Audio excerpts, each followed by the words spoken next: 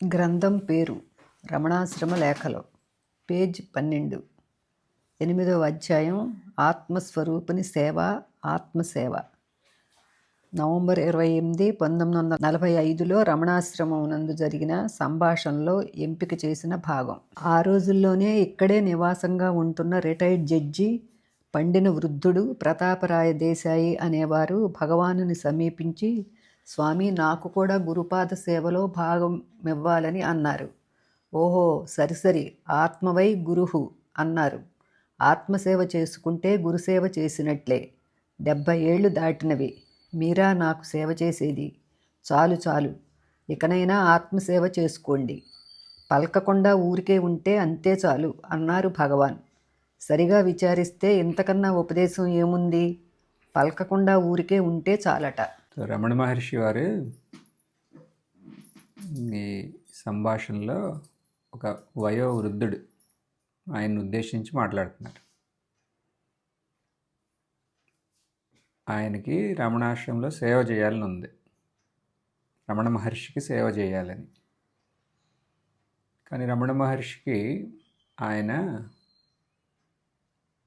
అంతరంగ సాధనకు యోగ్యుడు అని ఆయనకు అనిపించింది. అంటే అంతరంగ సాధన అంటే శ్రవణ మనన నిధ్యాసన, ధ్యానం అనుకోండి. బహిరంగ సాధన అంటే మనం కాయికంగా వాచికంగా చేసే సాధనలు. మానసికంగా సాధన చేస్తే అది అంతరంగ సాధన. రమణ మహర్షుల వారికి ఈయన అంతరంగ సాధనకి యోగ్యులు అనిపించింది. అందుకని ఆయనకి ఇచ్చిన ఉపదేశం ఏంటి? ఆత్మావై గురుహు అన్నారు. దాన్ని సరిగ్గా అర్థం చేసుకోవాలి. దాని పొరపాటైన అర్థం ఏంటంటే నేనే నా గురువు అని. ఆత్మ అంటే నేనే కదా, నేనే నా గురువు. అది అలా కాదు. అలా అర్థం చేసుకుంటాం వల్ల దానికి ఏమీ ఉపయోగం ఉండదు. మరి రమణ మహర్షి వారు అలా ఎందుకు చెప్పారు? ఆత్మావై గురువు అన్నారు. ఆ గురు అనే శబ్దానికి అర్థం స్పష్టంగా తెలుసుకోవాలి. గు, రు అనే 2 అక్షరాలు ఉన్నాయి. ఘు అంటే అంధకారం, రు అంటే అంధకారాన్ని నిర్మూలించడం. గురు ఏదైతే అంధకారాన్ని నిర్మూలిస్తుందో ఆ శక్తి ఉన్నదాన్ని గురువు అంటాం. ఆత్మ అంటే స్వరూపం, మన స్వరూపం, మన నిజస్వరూపమే గురువు అంటున్నారు ఇక్కడ. మనం ఇప్పటి వరకు మన గురువు అంటే ఒక వ్యక్తి అని అనుకున్నాం. కానీ ఇక్కడేమంటున్నారు? మీ స్వరూపమే మీ గురువు అంటున్నారు. ఎలా? బాహ్యంగా ఎవరైనా ఒక వ్యక్తి మీకు సహాయం చేయొచ్చు, కానీ అంధకారం ఎలా పోతుంది? మీ స్వరూపాన్ని మీరు గుర్తించినప్పుడు, మీ స్వరూపం మేల్కొన్నప్పుడు, ఆ స్వరూపం గుర్తించిన క్షణమే ఇంకా అంధకారం లేదు. అప్పుడు గురువు ఎవరయ్యారు? మన స్వరూపమే గురు. బాహ్యమైన గురువు ఒక వాతావరణాన్ని, అనుకూలమైన వాతావరణం మానసికంగా తయారు చేయడానికి సహాయం చేయొచ్చు. దానివల్ల మనం అంటే ఇంక మనం ఉంటామా? మన స్వరూపం మేల్కొంటే స్వరూపం గుర్తిస్తాను. స్వరూపం గుర్తించి స్వరూపంలాగా మిగలటం అన్నమాట. ఇప్పుడు రమణ మహర్షి అనేది ఏంటంటే ఈ అంధకారాన్ని నిర్మూలించటం. అంధకారం అంటే అజ్ఞానం. మన స్వరూపం గురించి మనకు అజ్ఞానాన్ని నిర్మూలిస్తే అదే మన గురువు. అది అంటే మనకి బాహ్యంగా గురువు కూడా అవసరమే, కానీ ముఖ్యంగా మన స్వరూపం మేలుకొని స్వరూపంలాగా ఉండటం అది ప్రధానం ఇక్కడ. కానీ ఎలా సాధ్యం?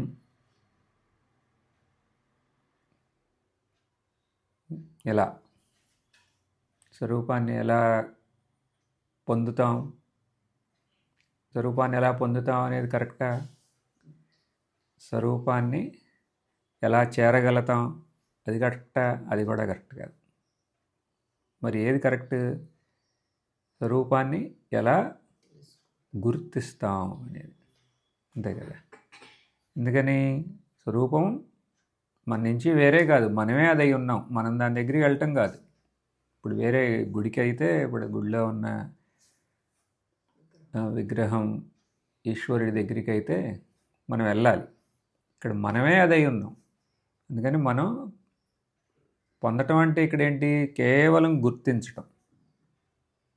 ఎలా గుర్తిస్తాం? గుర్తించటం అంటే మేల్కొంటమే. మనం మేల్కొంటాం. ఎలా మేల్కొంటాం?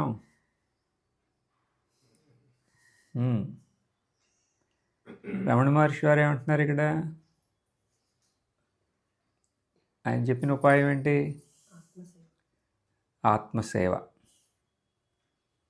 ఆత్మసేవ అన్నారు ఆయన. ఇంకా ఊరికే ఉండు అంటున్నారు ఆయన.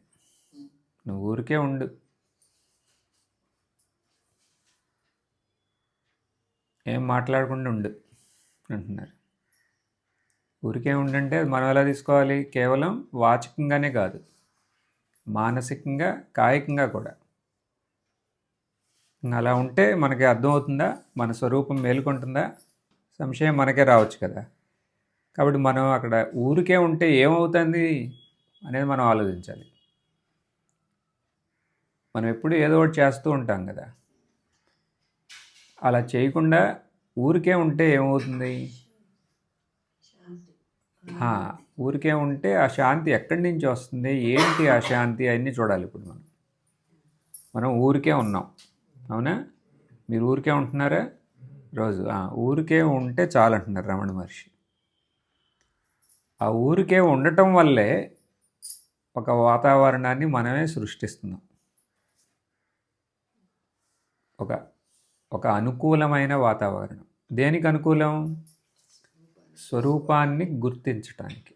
స్వరూపం మేల్కొనే ఒక అనుకూలమైన వాతావరణం. ఇప్పుడు మనం ఒక విత్తనాన్ని భూమిలో పెడతాం. పెట్టే ముందు ఏం చేస్తాం? అదంతా శుభ్రం చేసి అక్కడ కొంచెం తవ్వి, అవసరమైతే కొంచెం ఎరువు ఏమన్నా వేసి, తర్వాత విత్తనం పెట్టి, మళ్ళీ ఎక్కడ పెడతాం విత్తనాన్ని? కొంచెం వెలుతురు అన్నీ ఉన్న చోట. మళ్ళీ నీళ్లు కరెక్ట్ టైంకి, ఎక్కువ పోయకూడదు, తక్కువ పోయకూడదు. ఎంత ఏంటంటే మనం ఒక వాతావరణాన్ని సృష్టిస్తున్నాం, అనుకూలమైన వాతావరణాన్ని. అప్పుడే ఆ బీజం అనేది అది అంకురం అవుతుంది. సేమ్ అలాగే ఇక్కడ కూడా ఒక అనుకూలమైన వాతావరణాన్ని మనం సృష్టించాలి. అందుకనే ఇప్పుడు అందరూ వాళ్ళ గృహాల్లో ఒక అనుకూలమైన వాతావరణం ఉన్న ఒక స్థలంలో వాళ్ళు పూజ గదిలాగా పెట్టుకుంటారు. అలాగే మానసికంగా మనం ఒక అనుకూలమైన వాతావరణాన్ని మనం కల్పించుకోవాలి. రమణ మహర్షి ఏమన్నారు? ఏం చేయకుండా ఉండు అంటే దాని అర్థం ఇలా: ఒక అనుకూలమైన వాతావరణం. అనుకూలమైన వాతావరణంలో మనం గుర్తించగలమా కదా? ఎన్నోసార్లు మనం ఏమి చేయకుండా అలా ఉన్నాం, కానీ గుర్తించగలం అంటున్నారు. ఇది అర్థం అవ్వాలంటే మనం ఒక దృష్టాంతం. ఇప్పుడు సినిమాలో అక్కడ చిత్రాలు ఉంటాయి, కానీ తెర కూడా ఉంటుంది. కానీ మనం ఆ చిత్రాల్లో లీనమైపోయి ఆ తెరని గుర్తించం కదా, విస్మరిస్తాం, ఒకటైపోతాం. ఆ చిత్రాలతో పాటే మనం కూడా. ఏడిస్తే మనం ఏడుస్తాం, అవి నవ్వుతే మనం నవ్వుతాం, ఆ రకంగా. కానీ తెరని గుర్తించాలంటే అక్కడ స్పష్టంగా ఏం చేయాలి? చిత్రాలని లేకుండా చేస్తే అప్పుడు మనం ఇంకా వేరే అవకాశం లేదు కదా. ఆ తెరనే మనం స్పష్టంగా గుర్తిస్తాం. అలాగే ఇక్కడ మనం కాయికంగా, వాచకంగా, మానసికంగా ఒక ప్రవాహం అన్నమాట ఈ ప్రవృత్తి అనేది. దాంట్లో కొట్టుకుపోతా అంటే మనం విస్మరిస్తున్నాం మన స్వరూపం అంటే ఏంటి అనేది. ఎందుకని మనకు పరిచయం అవ్వలేదు. కాబట్టి ఒకసారి పరిచయం అయితే అప్పుడు ఇంకా మనం మర్చిపోం. అంటే మనకి అది కాకుండా మనం ఇక వేరేగా మనం ఉండలేం అనేది స్పష్టం అవుతుంది. ఇంకా ఇది మీకు అర్థమైందా మీకు? అంటే మనం ఏమీ చేయకుండా ఉండటం వల్ల మన స్వరూపాన్ని మనం గుర్తిస్తే తర్వాత ఆ స్వరూపం అంటే ఏంటి? ఇక్కడ ఎరుక, అదే ఆధారం అన్నిటికీ. మనకి ఒక ఎరుక లేకపోతే మన శరీరాన్ని కూడా మనం గుర్తించలేం కదా. మన శరీరాన్ని మనం గుర్తించలేం, వేరే ఏది గుర్తించలేం. మనం చేసే ప్రవృత్తిని కూడా అసలు మనకేం తెలియదు కదా. మనం మాట్లాడేది మనకే అర్థం అవ్వాలన్నా మనకు అక్కడ ఎరుక ఉండాలి. సో ఆ ఎరుకే మన స్వరూపాన్ని గుర్తించడం అంటే ఆ ఎరుకని స్పష్టంగా గుర్తించటం. ఇది మీకు స్పష్టంగా ఉందా? సో మనం ఏమీ చేయకుండా అంటే ఒక నిశ్శబ్దంగా ఉంటే మన యొక్క ఆ నిజమైన గురు, ఎరుకలాగా ఉన్న గురు మేల్కొంటాడు. ఆ గురు సన్నిధిలో ఇంకా అంధకారానికి చోటే లేదు, ఇక అవకాశమే లేదు ఇంకెక్కడ. అంధకారం అంటే ఏంటి? అజ్ఞానం. అజ్ఞానం అంటే అంతే, మనల్ని మనం విస్మరించటమే ఇక్కడ అజ్ఞానం అంటే. అంతకన్నా ఇంకేమీ లేదు ఇక్కడ. అజ్ఞానం అంటే ఏదో ఉంది అనేది కాదు. మన గురించి మనకి ఒక నిశ్చయపూర్వకంగా మన గురించి మనకి జ్ఞానం లేకపోవటమే అజ్ఞానం. మనకి చిన్నతనం నుంచి చాలా వాటి మీద మనకి జ్ఞానం లేదు, అంతే కదా. మనం పెరుగుతే తెలుసుకుంటాం ఒక్కొక్కటి. ఇప్పుడు మీకు ఏమన్నా వండటం మీకు తెలుసా అని అడిగామనుకోండి, ఇక్కడ మనం ఈ ప్రాంతంలో వండండి, మీరేమంటారు? తెలవదంటారు. అదే అజ్ఞానం అంటే అంతే. ఎవరన్నా చెప్పారనుకోండి మీకు తెలుస్తుంది. అలాగే ఇక్కడ చాలా దురదృష్టకరమైంది ఏంటంటే మన స్వరూపాన్ని మనకే పరిచయం అవ్వలేదు. అది అంధకారం అంతే. ఎలా చేయాలి పరిచయం? ఎలా చేసుకోవాలి అంటే ఏం చేయకుండా ఉండండి అంటున్నారు రమణ మహర్షి. ఎందుకంటే మీరు అదే కదా. వేరే వాళ్ళని అయితే మనం కష్టపడి మిమ్మల్ని వాళ్ళ దగ్గరికి తీసుకెళ్ళి ఇదిగో ఈ ఫలానా అవన్నీ చెప్పాలి. ఇప్పుడు మీరే అదై ఉన్నప్పుడు, మరి మనమే అదై ఉన్నప్పుడు మనం ఎందుకు మనని మనం గుర్తించలేదు అంటే వేరే వాటిల్లో మనం ప్రవృత్తిలో లీనమైపోయాం, కొట్టుకుపోతున్నాం వాటిలో. అందుకని ఒక్కసారి ఆగి మనం ఎవరం అనేది మనం ఆలోచిస్తే మనకు స్పష్టం అవుతుంది మనం ఈ ఎరుక అని. ఒకసారి స్పష్టమైందంటే ఇక ఆ ఎరుక సహాయంతోనే మన శరీరం తెలుస్తుంది. ఇక అన్ని శరీరాలు గోచరం అయ్యేది ఆ ఎరుక సహాయంతోనే. మనలో ఉన్న ఆలోచనలన్నీ మనకి స్పష్టమయ్యేది కూడా, మనకి తెలిసేది కూడా ఈ ఎరుక వల్లే. ఆలోచన లేకపోతే, ఆలోచన లేదు అనేది కూడా ఎవరు గుర్తిస్తున్నారు? ఎరుకే. సో ఒక్కసారి మనలో ఉన్న అది మేల్కొంటే ఇక ఉన్నదేంటి? ఇక అంధకారం ఉండదు కదా, ఇక ప్రకాశం అంటే ఎరుకే.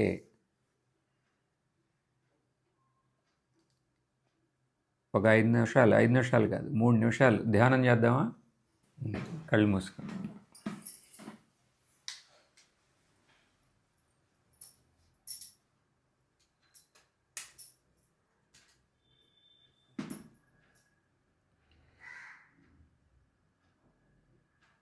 కళ్ళు మూసుకుంటాం వల్ల మన ఎదురుగా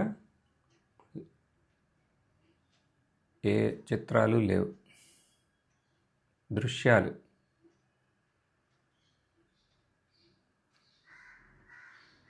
అన్నీ లీనమయ్యాయి. శబ్దాలు ఉన్నాయి కానీ మనం వింటున్నాం, వాటి వెనక మనం వెళ్ళటం.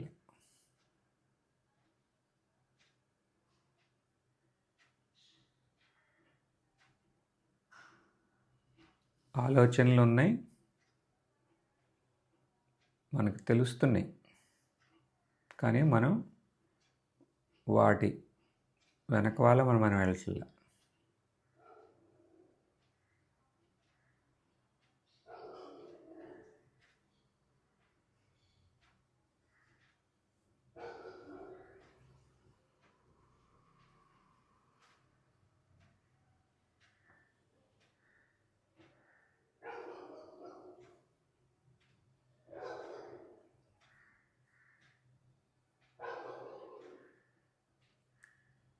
ఆలోచనలు వెనకాల మనం వెళ్ళకపోతే అదే అసలైన మౌనం.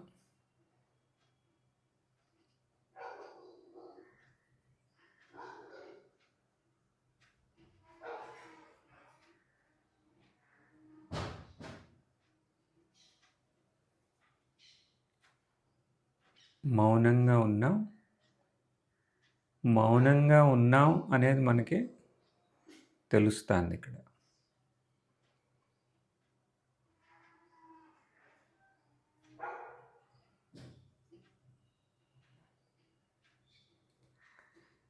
తెలవటం అనేది ఎరుక.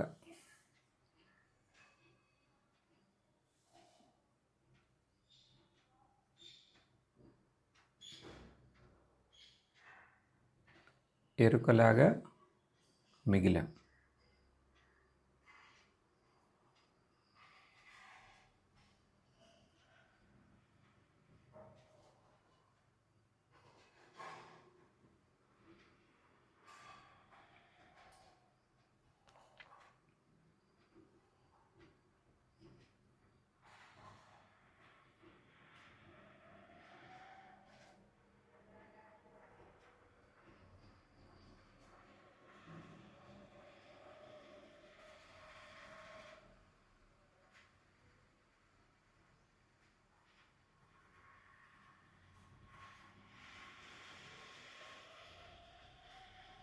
ఎరుకను గుర్తించి ఎరుకలాగా మిగిలితే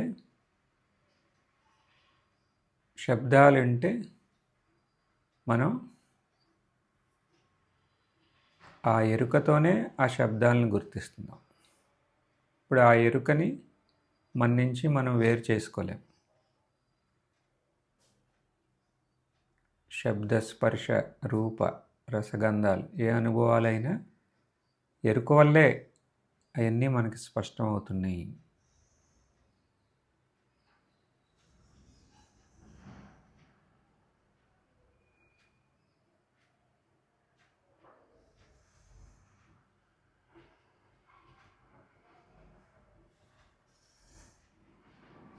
ఇప్పుడు మీరు కళ్ళు తెరవండి.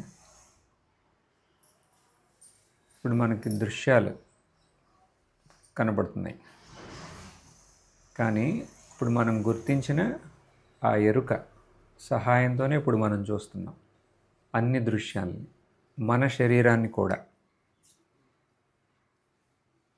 ధ్యానం ముందు మనం ఈ శరీరం అనుకుని ఇవన్నిటినీ మనం అనుభవిస్తున్నాం అనుకున్నాం, కానీ ధ్యానం అంటే ఒక అనుకూల వాతావరణాన్ని మనం సృష్టించుకుని అక్కడ మన స్వరూపాన్ని మేల్కొనడానికి ఒక అవకాశం ఇచ్చాం. తర్వాత ధ్యానం అయిన తర్వాత ఇప్పుడు ఆ స్వరూపమే, ఆ ఎరుక వల్లే ఇప్పుడు అన్ని అనుభవాలు అవుతున్నాయి.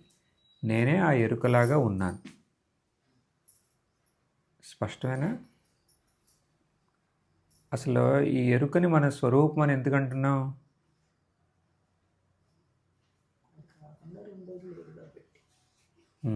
ఇంకా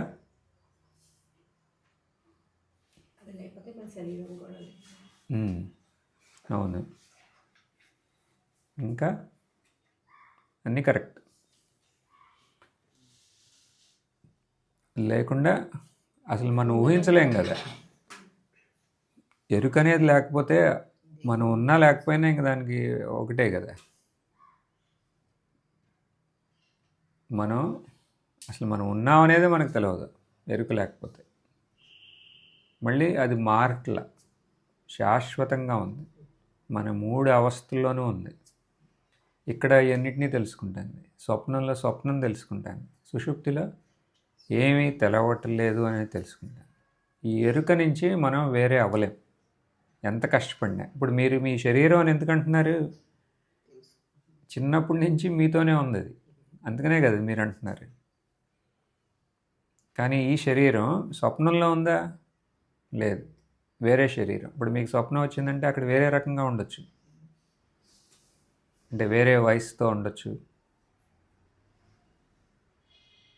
మీ శరీరానికి మీకు తెలవకుండా వేరే దృశ్యాలు చూడొచ్చు అక్కడ స్వప్నంలో. సుషుప్తిలో ఏ శరీరం లేకుండా ఉంటున్నారు. కాబట్టి మీరెవరు? ఈ శరీరమా అంటే కాదు, ఈ ఎరుక మీరు. అందుకనే మనం ఎరుకని స్వరూపం అని అన్నాం. స్వరూపం అంటే ఎరుక అని ఎందుకు అంటున్నామంటే దీనివల్ల. అది లేకుండా అసలు మనం ఊహించలేం మన యొక్క అస్తిత్వాన్ని, మన యొక్క ఉనికిని.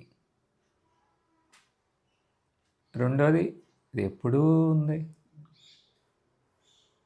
ఎల్లప్పుడూ 3 అవస్థల్లోనూ ఉంది. కాబట్టి ఆ ఎరుకే మన స్వరూపం.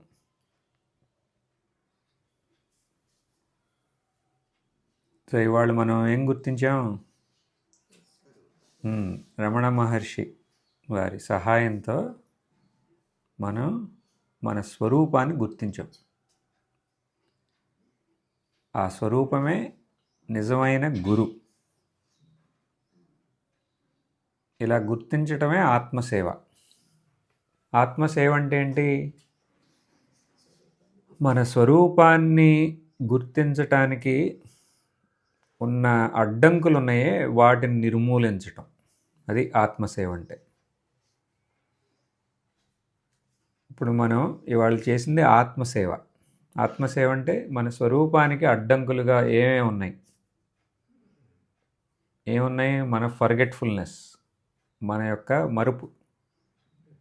ఆ మరుపు కారణం మనం ఈ నామరూపాలలో కొట్టుకుపోవటమే. దాని నుంచి ఒక్క క్షణం ఆగాం అంతే, అంటే 2 క్షణాలు, 2 నిమిషాలు అంతే చాలు ఇది గుర్తించటానికి. గుర్తించామంటే దాని లాభం ఏంటి? మన స్వరూపాన్ని గుర్తించటం వల్ల అసలు మనం ఎందుకు మన స్వరూపాన్ని గుర్తించాలి?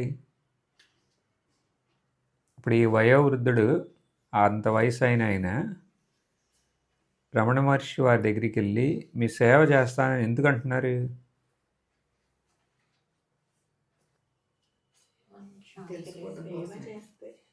చేస్తే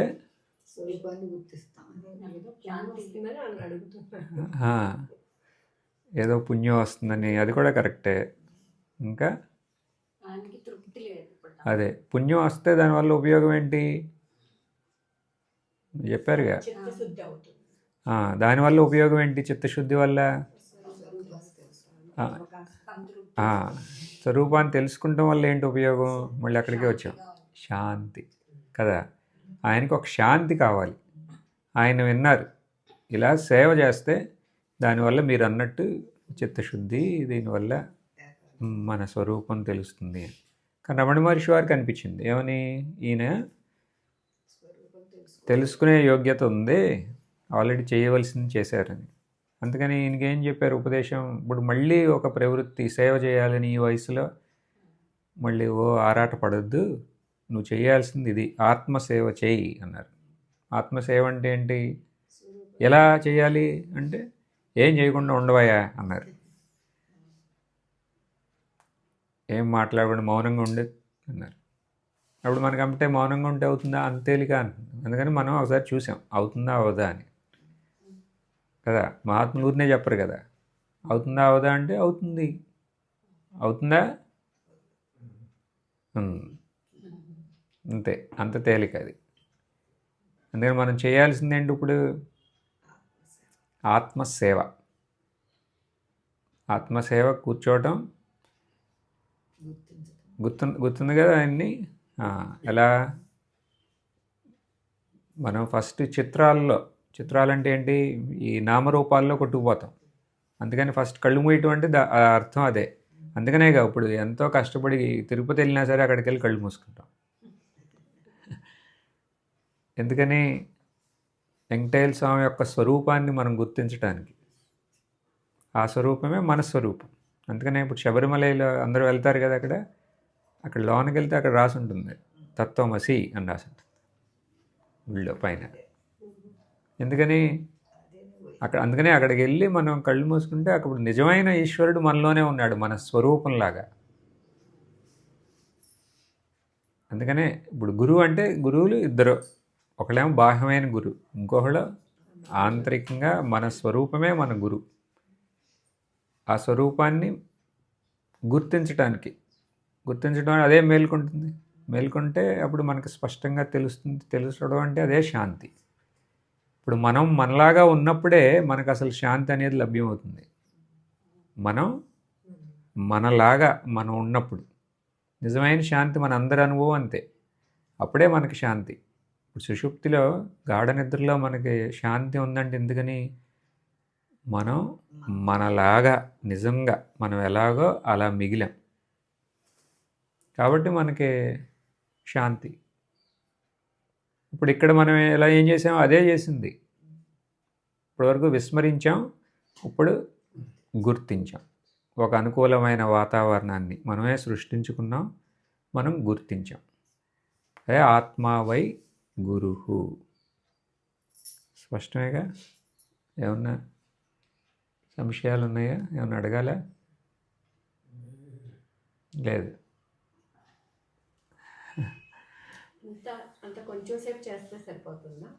మరి గుర్తించడానికి అంతే చాలు కదా.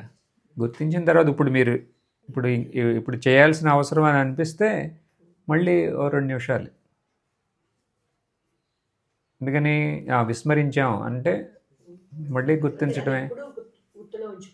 అంటే మనమే అదే ఉన్నాం కదా, ఇంకా అది ఒకసారి గుర్తిస్తే అది ఉండాల్సిందే కదా.